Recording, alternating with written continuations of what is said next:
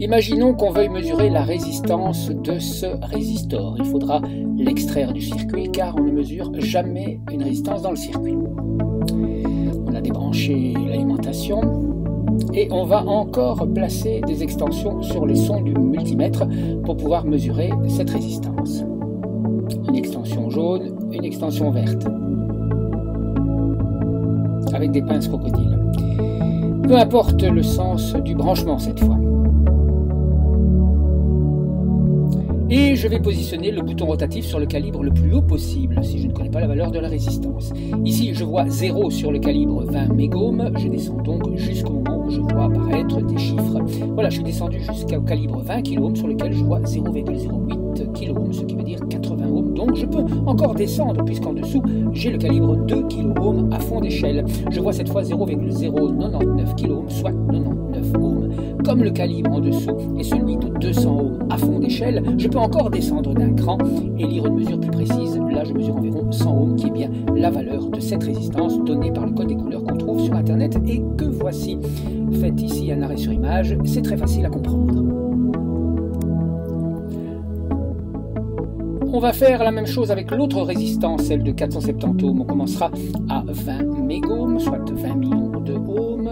On descend à 2 mégohms, toujours rien. À 200 kOhms, on commence à avoir un petit chiffre. À 20 kOhms, on découvre 0,45 kOhms, soit 450 ohms. Donc on peut encore descendre d'un seul cran sur le 2 kOhms et la mesure sera de environ 473 ohms. Et on lira 470 ohms via le code des couleurs, disais-je.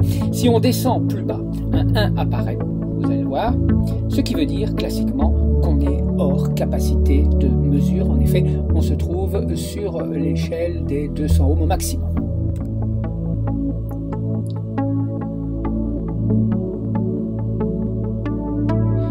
On voit évidemment que quand on ne place aucune résistance entre les pointes de touche de l'ohmètre, un 1 apparaît, quel que soit le choix d'ailleurs du calibre, car la résistance de l'air est très grande.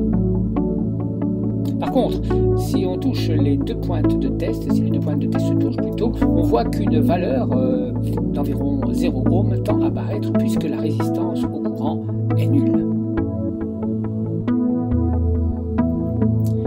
Mais une façon plus simple de voir si une résistance est très faible, c'est d'utiliser le test de continuité qui se trouve ici représenté par une petite flèche en forme du symbole de la diode ou d'une source de son.